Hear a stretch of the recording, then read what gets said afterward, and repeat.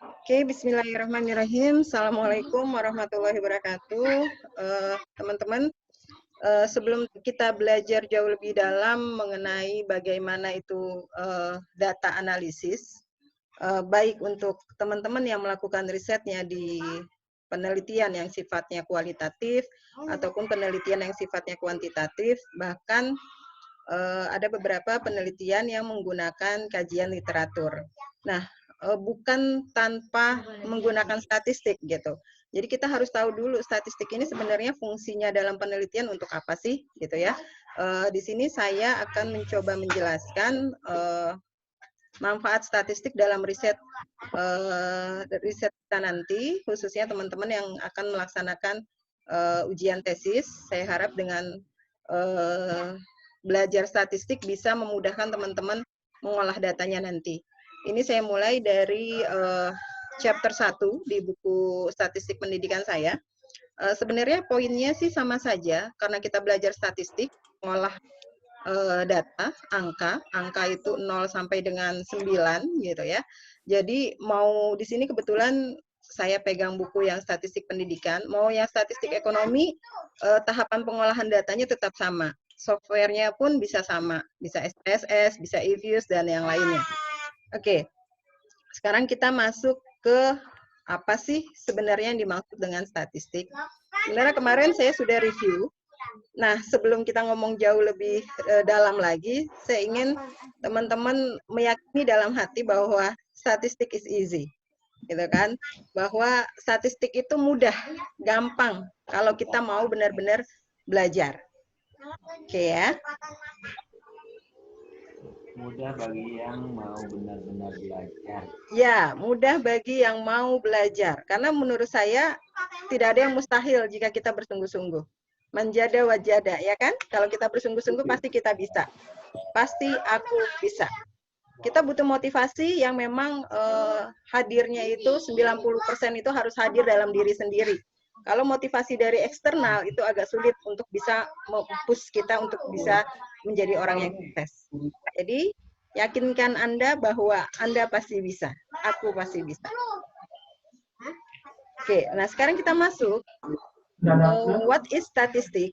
Apa sih sebenarnya itu statistik? Kalau kita lihat dari segi etimologis atau kata statistik, itu berasal dari bahasa Yunani atau dalam bahasa Inggris disebut state, yang awal mulanya itu statistik itu digunakan untuk kepentingan sebuah negara.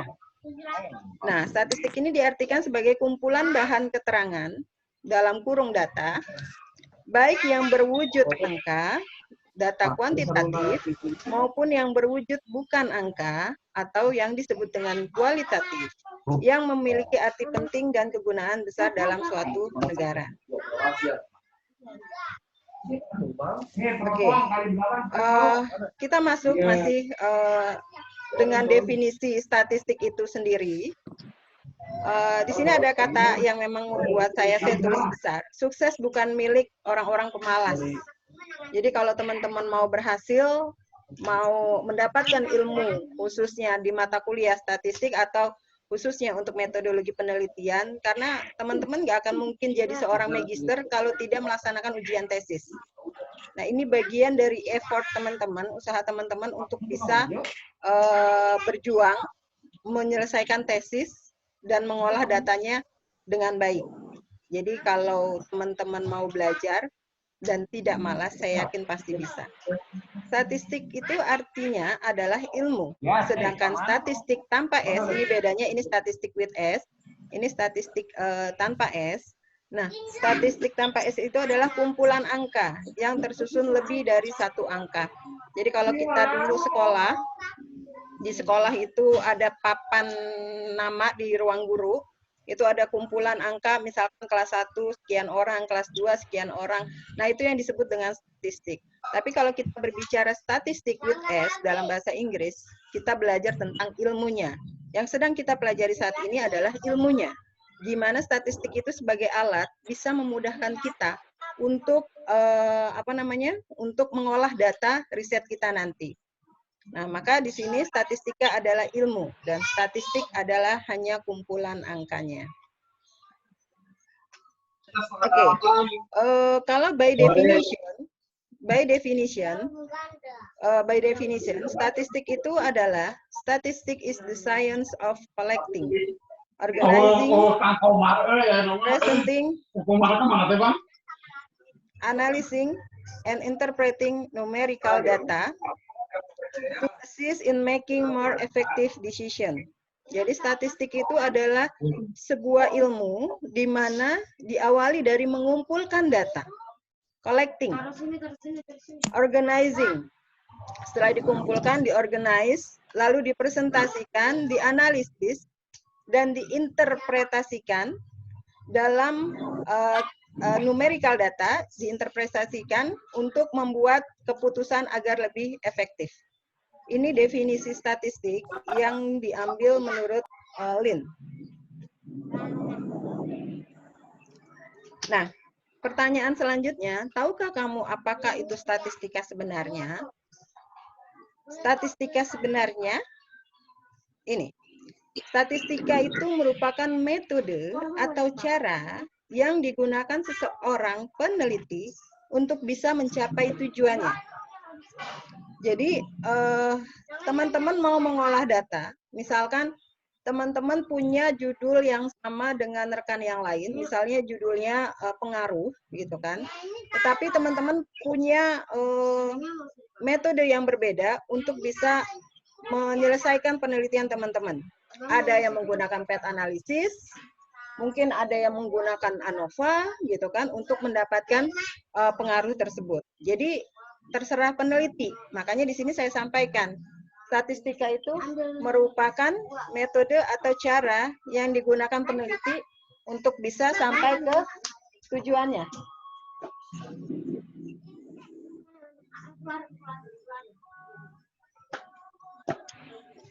Oke, sekarang kita lihat di sini ada jenis-jenis statistika berdasarkan pembahasan. Lalu statistika berdasarkan jumlah variabel terikat, statistika berdasarkan tujuan analisisnya, statistika berdasarkan distribusi populasi yang dianalisis.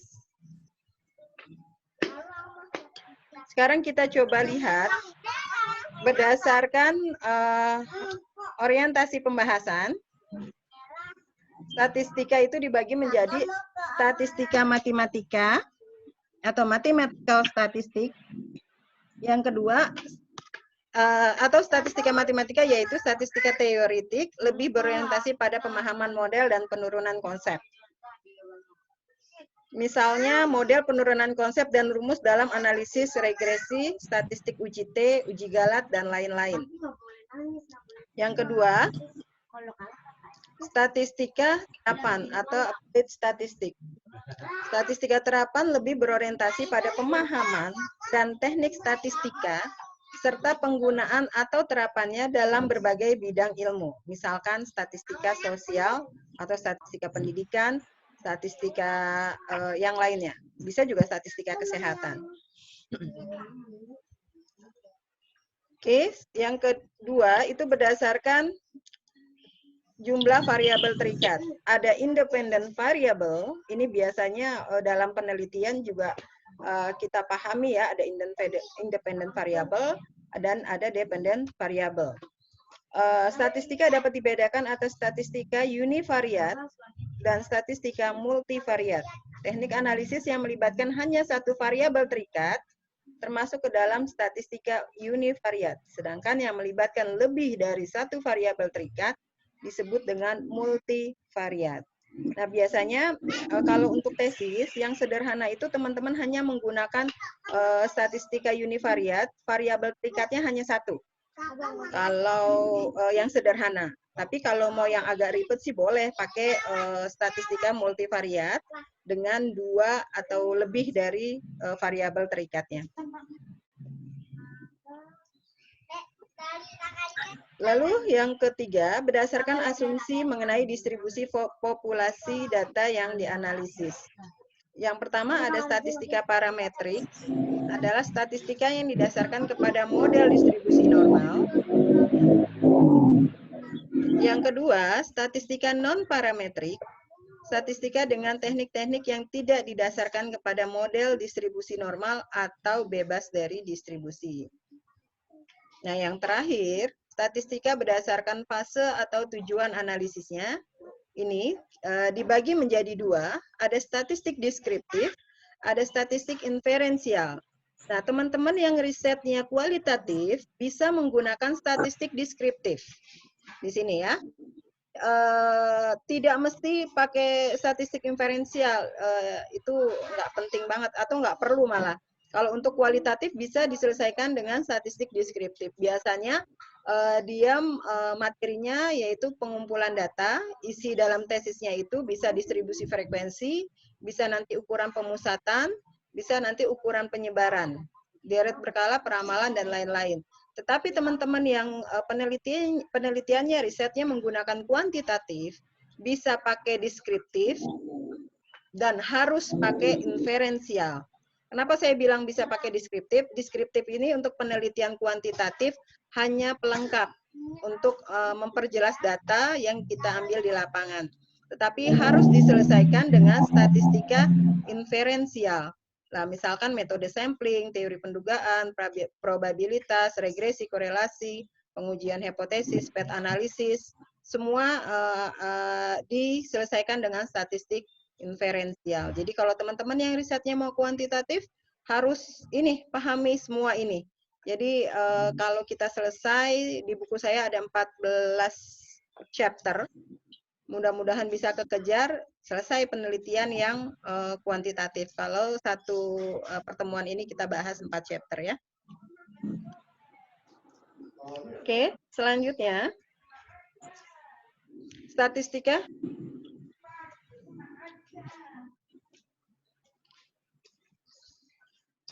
Sorry, sebentar. Statistika inferensial.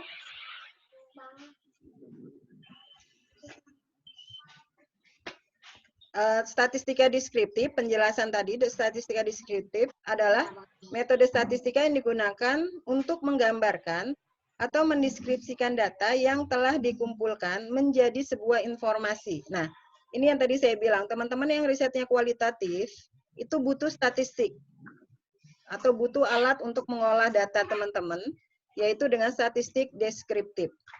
Apa sih yang dimaksud dengan statistik deskriptif, gitu kan? Di sini dikatakan metode statistika yang digunakan untuk menggambarkan atau mendeskripsikan data yang telah dikumpulkan menjadi sebuah informasi. Jadi misalkan teman-teman risetnya dilakukan di sebuah masyarakat, gitu kan, dengan penelitian kualitatif. Masyarakat itu tidak hanya 5 orang, tidak hanya 10 orang, tapi more than that, lebih dari itu. Bisa saja kita meneliti dengan jumlah populasi ribuan, tapi yang kita ambil sampelnya bisa 100, 200. Kalau penelitian itu kualitatif, tidak mungkin tidak ada angka. Makanya data yang teman-teman kumpulkan itu harus, data yang dikumpulkan harus bisa menjadi sebuah informasi. Gitu kan?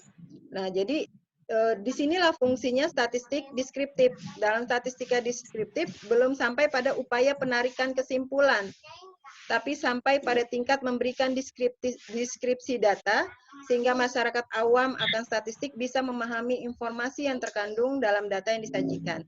Jadi maksudnya, dengan kita menggunakan statistik deskriptif ini, kita hanya memberikan informasi atas data-data yang kita ambil di lapangan.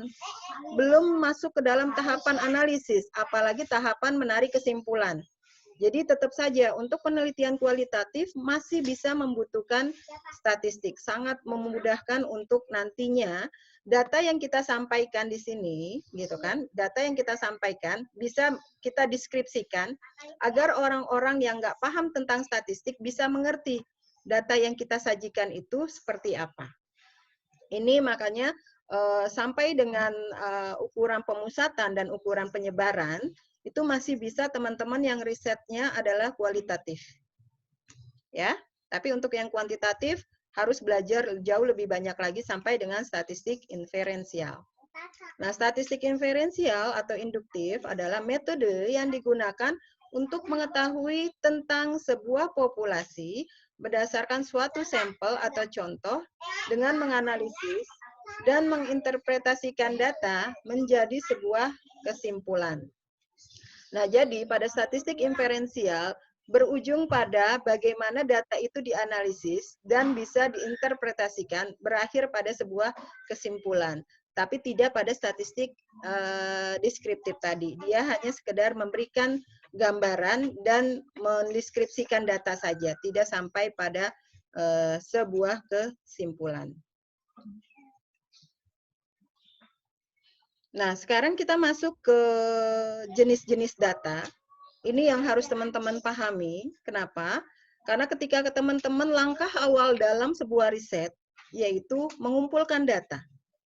Nah, di sini teman-teman harus paham dulu, data itu terbagi menjadi apa aja sih? Nah, sekarang kita melihat data menurut sifat, lalu yang kedua ada data menurut sumbernya, lalu yang ketiga data menurut cara memperolehnya, dan yang keempat data menurut waktu pengumpulannya. Nah, sekarang kita masuk data.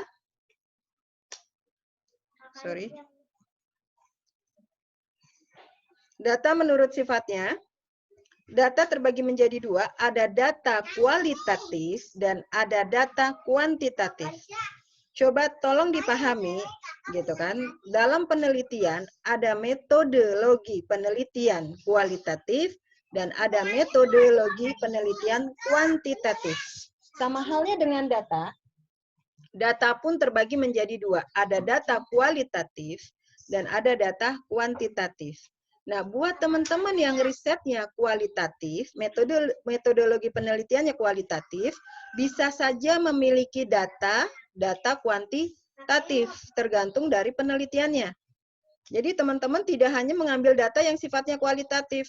Data yang sifatnya kualitatif di sini yang data yang tidak ada angkanya atau data non angka. Contohnya jenis kelamin. Jenis kelamin kan non angka. Terus warna kesayangan, misalkan merah, kuning, hijau, asal suku, misalkan Jakarta, sukunya Betawi, terus Sunda dan lain sebagainya. Lalu ada data yang sifatnya kuantitatif. Data sifatnya kuantitatif ini dibagi menjadi dua. Ada data diskrit. Data diskrit itu data yang umumnya nilainya genap atau data yang dapat dihitung. Misalkan jumlah mobil. Terus jumlah staf, jumlah mobil itu 1, 2, 3, 4, nggak ada jumlah mobilnya 1,5 tuh nggak ada, setengahnya belum jadi, nggak bisa, gitu kan. Terus yang kedua ada data kuantitatif. Data kuantitatif di sini dibagi juga ada data kontinu. Nah, data kontinu ini yang disebut dengan data yang didapatkan dari hasil pengukuran. Kalau diskrit ini didapatkan dari hasil perhitungan, menghitung. Kalau data kontinu didapatkan dari hasil mengukur. Contohnya berat badan. Dan umumnya angkanya nggak bulat ya, jarak kota, luas rumah. Misalkan berat badan 50,5 gitu kan. Kalau kita mau bulatkan nanti misalkan berat badan jangan 50,5 deh, kan udah lewat dari angka 5 gitu kan. Jadi 56 aja, nggak mau orangnya gitu kan. Jadi ini memang angkanya harus benar-benar sesuai dengan berdasarkan hasil pengukurannya. Lalu yang kedua, ada data menurut sumbernya. Ada data internal, apa sih data internal gitu kan? Data yang bersumber dari keadaan atau kegiatan suatu organisasi atau perusahaan. Seperti data tentang aktivitas perusahaan. Misalkan teman-teman meneliti di perusahaan, berarti data internal itu data yang kita ambil dari perusahaan tersebut. Atau teman-teman meneliti dalam sebuah organisasi. Data internal itu data yang kita ambil dari organisasi itu. Lalu ada data eksternal, data yang bersumber dari luar organisasi atau perusahaan. Ya contohnya di sini dari BPS, dari LIPI, dari Bank Indonesia. Ya kalau kita penelitiannya di sebuah perusahaan, data itu kita tidak dapat dari situ, ya berarti itu yang disebut dengan data eksternal. Lalu ada data menurut cara memperolehnya. Dibagi menjadi dua, ada data primer dan ada data sekunder. Jadi saya harap teman-teman setelah ini tidak lagi bingung dengan datanya data primer atau data sekunder gitu. Jadi harus sudah tahu gitu kan. Data primer ini adalah data yang kita dapatkan langsung. Kita dapatkan langsung dari tempat kita melakukan riset. Ini bisa didapatkan dengan cara wawancara langsung, wawancara tidak langsung, terus melalui pengisian kuesioner. Jadi kita menggunakan data primer. Nah, yang kedua, kita menggunakan data sekunder, artinya misalkan teman-teman meneliti di sebuah perusahaan. Banyak teman-teman yang di bidang ekonomi, dia menggunakan data sekunder. Jadi dia tidak ke perusahaannya langsung untuk ambil data, tapi dia bisa ambil data dari BPS misalkan, atau dia ambil data dari Bank Indonesia misalkan. Jadi data itu tidak didapatkan langsung dari perusahaannya, walaupun dia meneliti di perusahaan itu. Nah, ini yang disebut dengan data sekunder. Jadi teman-teman harus bisa membedakan dan memahami jenis-jenis data ini ya, karena ketika kita akan masuk ke lapangan, ini yang memang harus teman-teman pahami di awal. Jadi ketika nanti ditanya sama tempat kita melakukan riset, datanya mau data apa? Data primer atau data sekunder, terus data internal atau eksternal, dan lain sebagainya. Jadi kita sudah memang harus bisa memahami ya. Oke, dan yang terakhir, data menurut waktu pengumpulannya. Di sini ada data berkala atau time series, adalah data yang dikumpulkan dari waktu ke waktu, tujuannya untuk menggambarkan perkembangan suatu kegiatan dari waktu ke waktu. Contohnya data perkembangan penjualan selama 5 tahun. Data ini disebut dengan data historis. Dan yang kedua adalah data menurut data cross section, adalah data yang dikumpulkan dalam suatu periode tertentu, biasanya menggambarkan keadaan atau kegiatan dalam periode tersebut. Contohnya hasil sensus penduduk, menggambarkan keadaan Indonesia pada tahun 2007 menurut umur, jenis, kelamin, tingkat pendidikan, dan sebagainya. Nah, data sensus ini biasanya diambil semua datanya satu periode gitu kan, dan tidak ada yang terlewat. Jadi sensus, jadi kayak misalkan sekarang ada sensus penduduk gitu kan. Nah, sensus penduduk itu semua penduduk wajib mengisi sebenarnya, walaupun mungkin tidak ada beberapa penduduk yang tidak mengisi, tapi data itu nanti akan disampaikan bahwa misalkan untuk tingkat pendidikan sekian, nah itu nanti yang akan disampaikan, oh ternyata penduduk Indonesia tingkat pendidikannya ini, dan seterusnya. Oke, nah ini yang terakhir di materi ini, yang terakhir yaitu skala pengukuran. Teman-teman juga harus memahami ketika kita melakukan riset, di sini ada skala nominal, ada skala ordinal, ada skala interval, dan skala rasio. Untuk bisa lebih paham lagi, teman-teman bisa buka buku saya di chapter 1 untuk yang pengukuran skala. Nah, sekarang kita masuk ke skala nominal. Skala nominal adalah angka yang berfungsi untuk membedakan atau sebagai label atau simbol saja. Misalkan jenis kelamin, biasa kalau kita ngisi kuesioner ada tulisan nomor 1. Nomor 1 itu pria, nomor 2 itu wanita gitu kan. Terus untuk agama nomor 1 itu Islam. Jadi angka 1, 2, 3, 4 ini tidak bermakna apa-apa. Jadi tidak menunjukkan tingkatan atau nomor 1 lebih tinggi dari nomor 2, tidak. Ini hanya sebagai simbol saja. Jadi orang tinggal klik contreng nomor 1 atau nomor 2 untuk menunjukkan posisi dia ada di mana. Itu yang disebut dengan skala nominal. Lalu untuk skala ordinal yang kedua adalah angka berfungsi selain sebagai nominal juga menunjukkan urutan atau tingkatan yang memiliki jarak yang sama dan juga bisa jarak yang tidak sama. Contohnya, juara 1, juara 2, juara 3. Artinya juara 1 posisinya lebih tinggi daripada juara 2, juara 2 lebih tinggi daripada juara 3. Jadi angka 1, 2, dan 3 di sini, 1, 2, 3 di sini, ini memiliki tingkatan. Jadi tidak bisa disamakan 1, 2, dan 3 di sini. Jadi dia masuk ke dalam skala ordinal. Terus tingkatan pendidikan juga, misalkan 1 SD, 2 SMP, 3 SMU, 4 sarjana. Jadi di sini angka 1, 2, 3, 4 di sini menunjukkan tingkatan. 4 itu dia lebih tinggi pendidikannya, yaitu dia sarjana. Yang ketiga, kita masuk ke skala interval. Adalah angka yang selain berfungsi sebagai nominal dan juga ordinal, menunjukkan jarak. Ciri skala interval adalah memiliki tingkatan, jarak yang sama, dan memiliki nol tidak absolut. Maksudnya adalah tidak harus semuanya dimulai dari nol. Misalkan, nilai nol dalam berhitung belum tentu menunjukkan si anak tidak bisa berhitung. Nilai 7 belum tentu mempunyai kemampuan yang sama dengan anak yang mendapatkan nilai 5. Jadi misalkan ketika kita koreksi pekerjaan siswa kita, nilainya kita tidak ada jawaban yang benar. Tidak ada jawaban yang benar berarti kita memberikan nilai 0 dalam pelajaran berhitung. Tapi apakah 0 di sini menunjukkan bahwa anak itu tidak bisa berhitung? Nah, ini yang dikatakan memiliki 0 yang tidak absolut. Jadi angka 0 ini bukan angka 0 yang sebenarnya. Bukan berarti kita katakan dia tidak bisa berhitung. Tapi pada tes itu bahwa dia mendapatkan nilai 0, artinya dia tidak bisa mengerjakan soal yang ada dalam tes tersebut. Dan apakah nilai 7 belum tentu memiliki kemampuan yang sama dengan anak yang mendapatkan nilai 5. Nah, atau di sini kita contoh skala interval. Suhu atau temperatur naik dari 20 derajat sampai dengan 30. Itu di situ ada selisih 10 derajat. Nah, ini menunjukkan jarak dan juga ordinal, artinya suhu 30 lebih panas tingkatannya dari yang 20. Dua angka bisa saja memiliki jarak yang sama, tetapi tidak bisa dibandingkan. Ini untuk skala interval. Nah, yang terakhir, di sini ada skala rasio. Biasanya skala rasio ini menggabungkan semua skala yang ada. Adalah ukuran yang mencakup semua ukuran yang di atas ditambah satu sifat lagi, yaitu sifat yang memberikan keterangan tentang nilai absolut dari objek yang diukur. Ukuran rasio ini mempunyai titik nol absolut, sehingga pada skala ini dapat dilakukan perkalian atau pembagian. Pada skala ini berlaku perbandingan. Data rasio mempunyai jarak interval yang sama antara yang satu dengan interval lainnya dan memiliki nilai 0.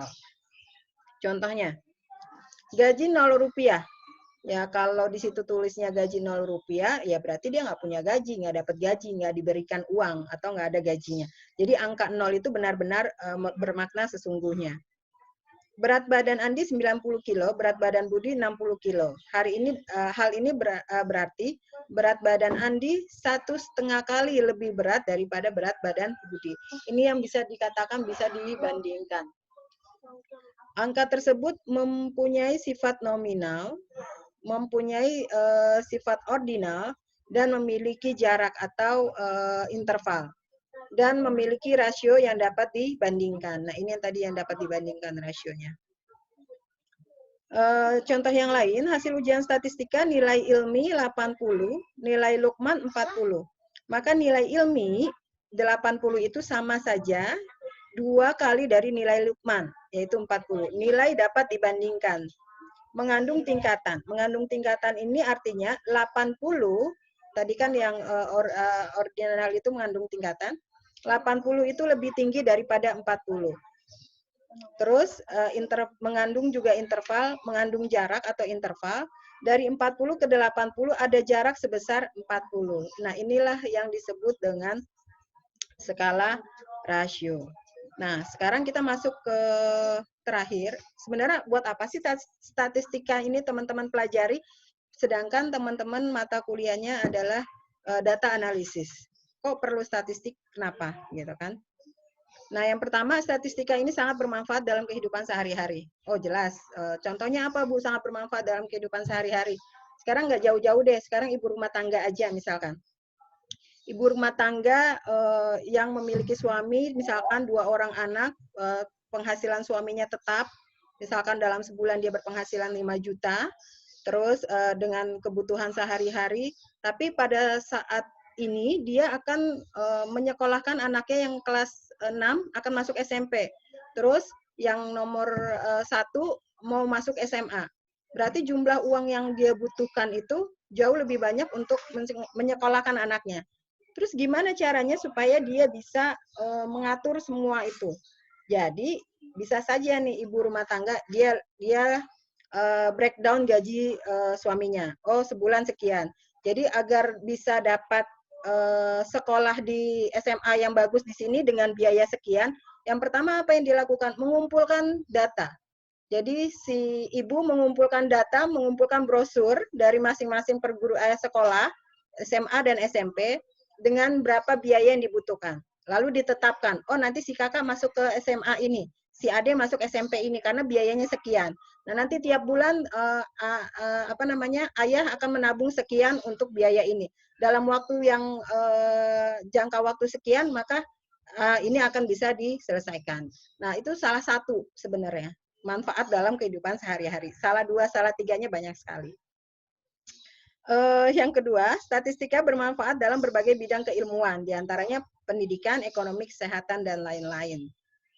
Lalu yang ketiga, ini buat teman-teman, statistika bermanfaat dalam membantu teman-teman sebagai peneliti untuk dapat mengolah data penelitiannya. Oke, saya rasa itu untuk pengantar, biar teman-teman terbuka wawasannya. Kenapa kita membutuhkan statistik ini dalam mata kuliah data analisis. Jadi ternyata memang yang terakhir itu bahwa dengan statistik kita bisa membantu mengolah data penelitian kita. Dan yang terakhir, katakan pada diri kalian sendiri dan sebutkan, katakan ya, aku bisa dengan statistik. Oke, saya rasa itu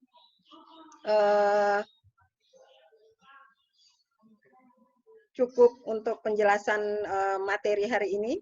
Semoga bermanfaat.